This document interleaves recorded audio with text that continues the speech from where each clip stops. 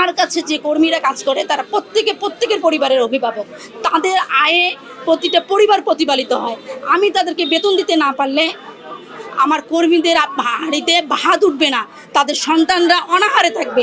কেন এই ব্যবস্থা করা হলো? আমাদেরকে কেন মানসিকভাবে, অর্থনৈতিকভাবে, সামাজিকভাবে লাঞ্ছিত করা হলো?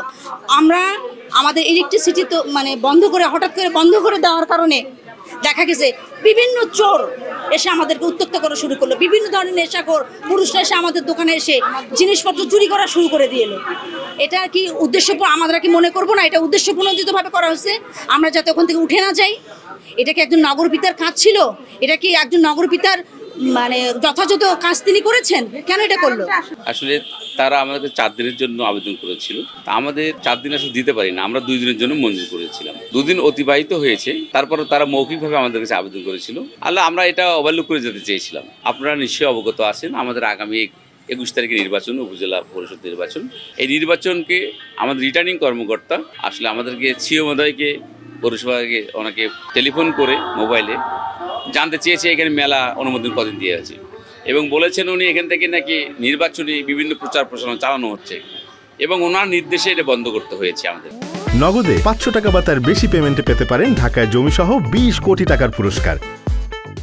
15ই মে থেকে 18 মে পর্যন্ত নগরপিতার অনুমতি নিয়ে আমরা একটা মেলার আয়োজন, নাসিক কর্তৃপক্ষ একটা মেলার আয়োজন করে, এবং এই মেলার আয়োজনের সাপেক্ষে আমরা 54 জন উদ্যোক্তা এখানে স্টল ভাড়া নেই এবং মেলায় সবাই উপস্থিত হই। কিন্তু নগরপিতা আমাদের মেলা উদ্বোধনের দিনই বলেন যে 48 ঘন্টার বেশি এখানে মেলা আমি করতে দিব না, যদি মেলায় কেউ উপস্থিত থাকে আমরা মেলা ভেঙে দিব। এটার উদ্দেশ্য কি? উনি কি উদ্দেশ্যপ্রণোদিতভাবে আমাদের সঙ্গে কাজটা করেছেন? আমরা যারা উদ্যোক্তা গাইবান্ধায়, আমরা অনেক ছোট উদ্যোক্তা, খালি চোখে এদেরকে অনেকেই দেখা যায় না। আবার দেখা গেছে অনেকেই নতুন শুরু করেছে, এই মেলাটা তাদের জীবনের প্রথম একটা মেলা ছিল, কিন্তু তাদের শুরুতেই সব কিছু ভেঙে দেওয়া হয়েছে। আমি 1.5 লক্ষ টাকায় মেলায় ইনভেস্ট করি। কর্মীদেরকে বলা ছিল মেলা করার পর আমি কিস্তির টাকা দেব, আমি কর্মীদের বেতন দিব, কিন্তু আমি সেটা করতে পারিনি। আমি যদি 4 দিন মেলা করতে পারতাম, আমি 50-60 হাজার টাকা আমি ঘরে তুলতে পারতাম, কিন্তু সেটা থেকে আমাকে বঞ্চিত করা হয়েছে। আমি রাজনীতি বুঝি না, আমি বুঝি পেট নীতি। আমার রিজিকে হাত দেওয়া হয়েছে। কেন এটা করা হলো? এটার উদ্দেশ্য কী ছিল? যেখানে সরকার উদ্যোক্তাদেরকে এতভাবে সহযোগিতা করতে চাচ্ছেন, তবে মেয়র কেন আমাদেরকে সহযোগিতা করতে চাচ্ছে না? মেয়র কেন আমাদেরকে পেছন থেকে টেনে নিয়ে যাচ্ছেন? তার উদ্দেশ্যটা কি? আমরা কি এমন ক্ষতি তার করছি যে কারণে তারা আমাদের রিজিকে হাত দিল? আমি আমার পরিবারের অভিভাবক। বিদ্যুৎ বিভ্রাট আসলে হয়েছে, শর্ট সার্কিট হয়েছে। আপনারা জানেন কদিন আগে এখানে একটা ইলেকট্রিক আগুন লেগেছিল, 2 দিন আগেই।